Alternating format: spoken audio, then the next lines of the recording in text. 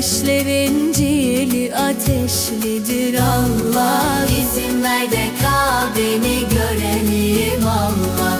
İzin ver de yolunda ölelim Allah. Göster cemalini görelim Allah.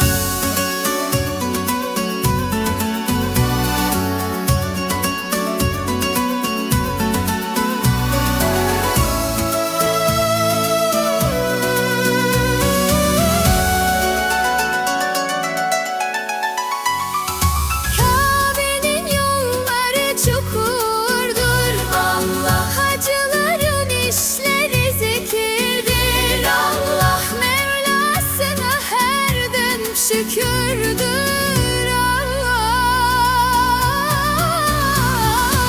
İzin ver de Kabe'ni görelim Allah. İzin ver de yolunda ölelim Allah.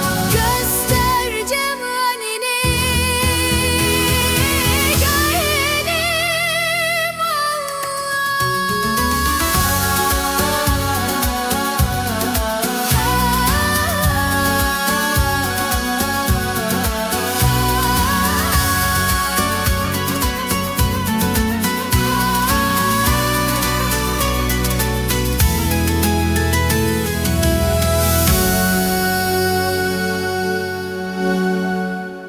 Kabe'de hacılar